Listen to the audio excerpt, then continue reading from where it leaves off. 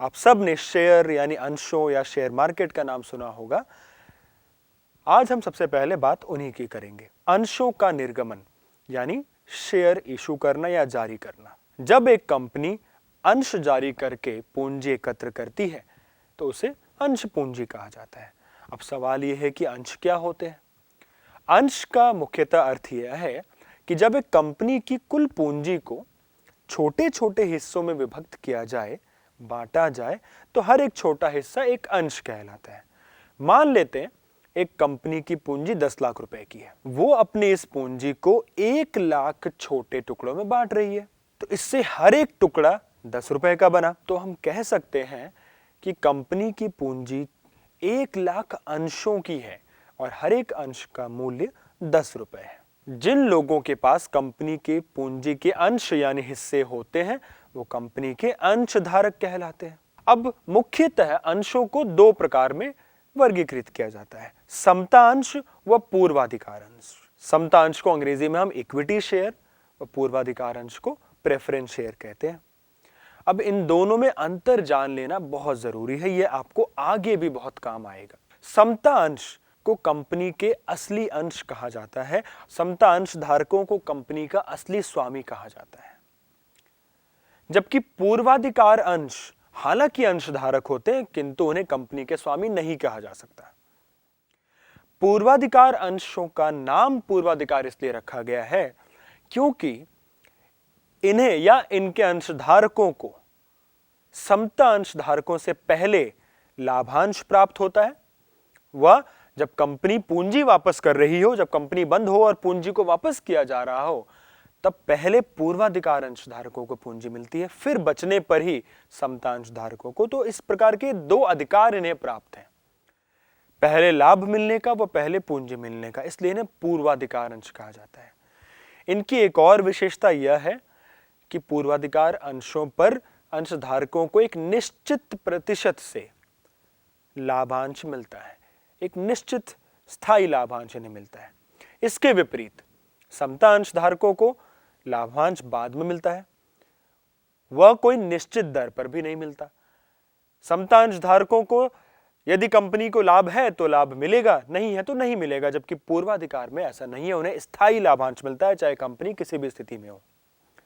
समता अंशधारकों की पूंजी भी बाद में वापस की जाती है, लेकिन समता अंशधारक कंपनी के असली मालिक होते हैं।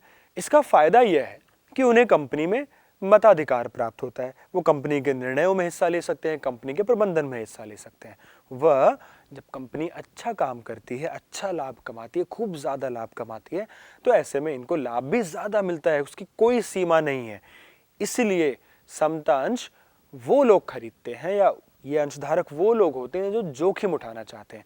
इन्हें पता है कि इसमें जोखिम है, यदि कंपनी को लाभ नहीं होगा तो इन्हें नहीं मिलेगा, लेकिन यही इसी के बदले यदि कंपनी को बहुत ज्यादा लाभ होता है तो इन्हें भी बहुत ज्यादा लाभांश मिलेगा। यह फायदा है समता अंशधारकों का।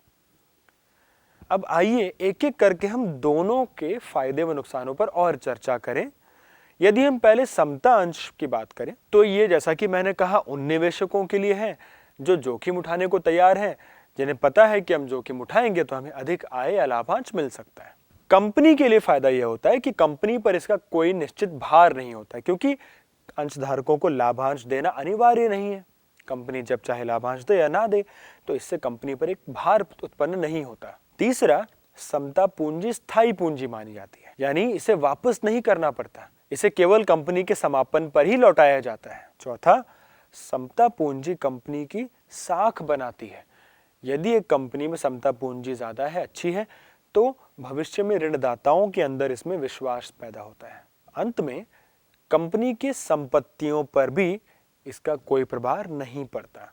इसके पश्चात यदि हम सीमाओं पर चर्चा करें तो ऐसे निवेशक जो नियमित आय चाहते हैं उनके लिए सही नहीं है, क्योंकि इसमें तो जोखिम है, कभी ज्यादा कभी कम आए।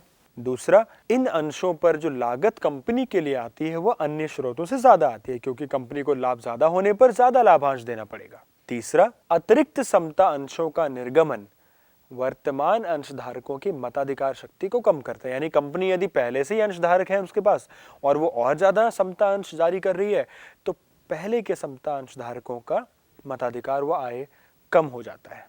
इसके अलावा इस माध्यम से कोष एकत्र करने में अधिक औपचारिकताएं होती हैं, जिस कारण इसमें प्रक्रियात्मक देरी हो जाती है।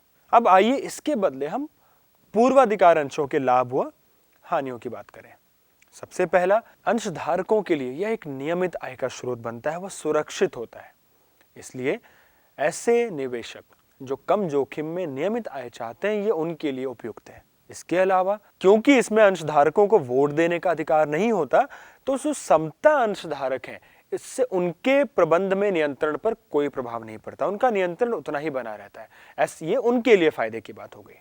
क्योंकि पूर्वाधिकार अंशधारकों पर एक निश्चित लाभांश देना होता है, ऐसे में जब कंपनी अच्छा चल रही हो, अच्छा काम कर रही हो, तो उसके लिए फायदे की बात हो जाती है कि क्योंकि इन्हें तो एक निश्चित लाभांश देना है, तो अब कंपनी अपने लाभ का फायदा उठाकर समता अंशधारकों को अधिक ऊंची दर से लाभांश दे सकती है। इन गुणों के अलावा पूर्वाधिकार अंशों की भी कुछ सीमाएं हैं, जैसे कि ये उन निवेशकों के लिए उपयुक्त नहीं है जो अधिक आय कमाना चाहते हैं जोखिम उठाकर।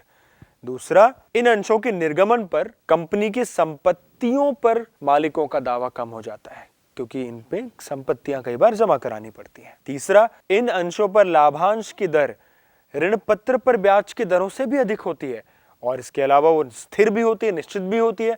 तो कंपनी यदि हानि भी कमा रही हो या हानि में हो तो भी उसे देना पड़ेगा लाभांश, तो ये कंपनी के लिए और ज्यादा मुसीबतें खड़ी कर देते हैं। तो बच्चों, ये थे हमारे अंश पूंजी व उसके प्रकार, वो दोनों प्रकार के अंशों के लाभ व हानियां।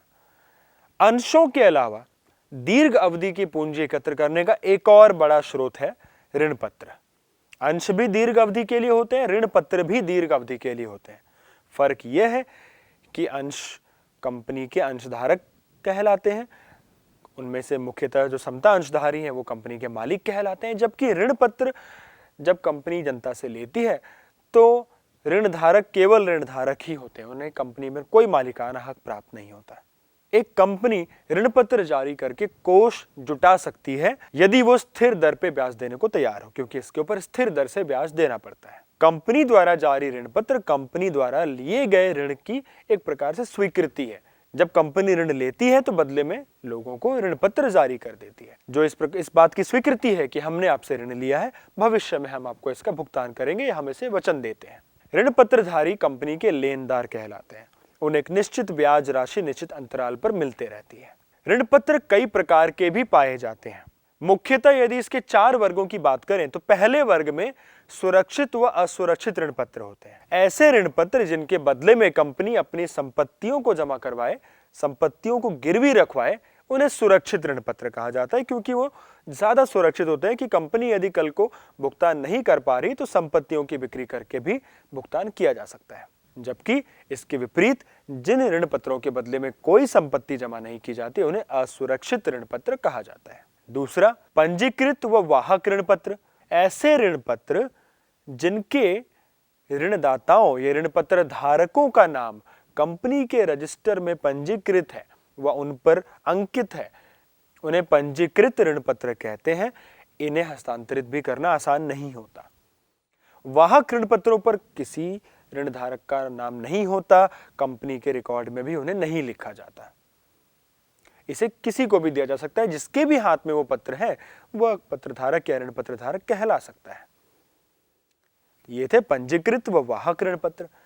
इसके अलावा होते हैं परिवर्तनीय व गैर परिवर्तनीय ऋण पत्र। जिन ऋण पत्रों को भविष्य में अंशों में परिवर्तित किया जा सकता है, जिसमें कंपनी एक प्रकार का अवसर देती है कि उन्हें अंशों में परिवर्तित करके ऋण पत्र धारक अंशधारक बन सकते हैं, उन्हें परिवर्तनीय ऋण पत्र कहते हैं। जिन ऋण पत्रों को परिवर्तित नहीं किया जा सकता ऐसे, उन्हें गैर परिवर्तनीय ऋण पत्र कहते हैं। इसके अलावा प्रथम व द्वितीय ऋण पत्र। जिन ऋण पत्रों का भुगतान दूसरे ऋण पत्रों से पहले होता है उन्हें प्रथम ऋण पत्र कहते हैं, और जिनका भुगतान बाद में होता है उन्हें द्वितीय ऋण पत्र कहते हैं।